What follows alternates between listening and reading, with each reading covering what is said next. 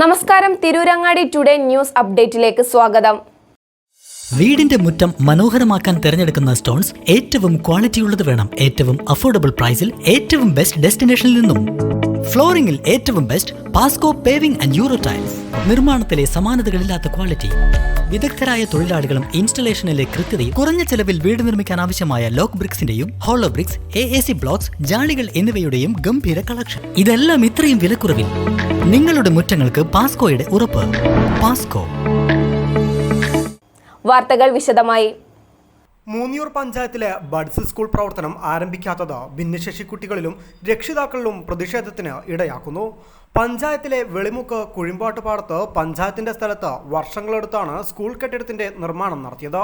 കെട്ടിട നിർമ്മാണം പൂർത്തിയായെങ്കിലും സ്കൂൾ ഇതുവരെ തുറന്നുകൊടുക്കാത്തതാണ് ഭിന്നശേഷി കുട്ടികളുടെ രക്ഷിതാക്കളിൽ പ്രതിഷേധത്തിന് ഇടയാക്കുന്നത്. പെയിന്റിംഗ്, വയറിംഗ് ഉൾപ്പെടെയുള്ളവ പൂർത്തിയാക്കിയിട്ടുണ്ട്. എന്നാൽ വൈദ്യുതി കണക്ഷൻ ലഭിക്കാനുണ്ട്.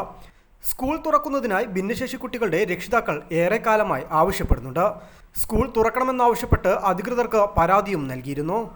കെട്ടിടം പൂർത്തിയായിട്ടുണ്ടെന്നും പ്രവർത്തനങ്ങൾ ഉടൻ പൂർത്തിയാക്കി സ്കൂൾ ഉടനെ തുറക്കുമെന്ന് panchayat president NM Suhrabi, vice president Aneefa Achattil എന്നിവർ അറിയിച്ചു. വൈദ്യുതി കണക്ഷൻ ഉടൻ ലഭിക്കും. സ്കൂളിലേക്ക് ആവശ്യമായ ഫർണിച്ചറും ഉപകരണങ്ങളും ജില്ലാ കുടുംബശ്രീയാണ് നൽകേണ്ടത്. എന്നാൽ ഫണ്ടില്ലാത്തതിനാൽ ഇതുവരെ അനുവദിച്ചിട്ടില്ല. ഫർണിച്ചർ ലഭിക്കാത്തതുകൊണ്ടാണ് സ്കൂൾ തുറക്കാൻ വൈകിയത്. അതേസമയം 4 ലക്ഷം രൂപ പഞ്ചായത്ത് വകയിരുത്തി ഉപകരണങ്ങൾ വാങ്ങി കെട്ടിടം തുറന്നു പ്രവർത്തിക്കാനാണ് പദ്ധതിയെന്ന് പഞ്ചായത്ത് പ്രസിഡന്റും വൈസ് പ്രസിഡന്റും അറിയിച്ചു. 18 മുകളിൽ പ്രായമുള്ള ഭിന്നശേഷിക്കാർക്കായി ഇവിടെ റീഹാബിലിറ്റേഷൻ സെന്റർ തുറക്കുവാനും പദ്ധതിയുണ്ടെന്നും ഇവർ പറഞ്ഞു. കഴിഞ്ഞ ഭരണസമിതി കാലത്താണ് ബഡ്സ് സ്കൂളിന്റെ നിർമ്മാണം ആരംഭിച്ചത്. പ്രാഥമിക പ്രവൃത്തി നടത്തിയെങ്കിലും പിന്നീട് പ്രവർത്തനം നിലയ്ക്കുകയായിരുന്നു. പുതിയ ഭരണസമിതി വന്നതിനു ശേഷമാണ് പ്രവൃത്തി പൂർത്തീകരിച്ചത്. 30 ലക്ഷം രൂപ വിനിയോഗിച്ചാണ് സ്കൂളിന് കെട്ടിടവും ചുറ്റുമതിലും ഉൾപ്പെടെയുള്ള വിവിധ പ്രവർത്തനങ്ങൾ നടത്തിയത്. എന്നാൽ പ്രവൃത്തി പൂർത്തീകരിച്ചിട്ടും സ്കൂൾ തുറക്കാത്തത് ഭിന്നശേഷി കുട്ടികളിലും രക്ഷിതാക്കളിലും പ്രതിഷേധത്തിന് ഇടയാക്കിയിട്ടുണ്ട്. കെട്ടിട നിർമ്മാണം പൂർത്തിയാക്കി മാസങ്ങൾ പിന്നിട്ടിട്ടും തുറന്ന് പ്രവർത്തനം ആരംഭിച്ചിട്ടില്ല. വിവിധ കാരണങ്ങൾ പറഞ്ഞ് സ്കൂൾ തുറക്കുന്നത് വൈകിപ്പിക്കുകയാണെന്ന് രക്ഷിതാക്കൾ ആരോപിക്കുന്നു.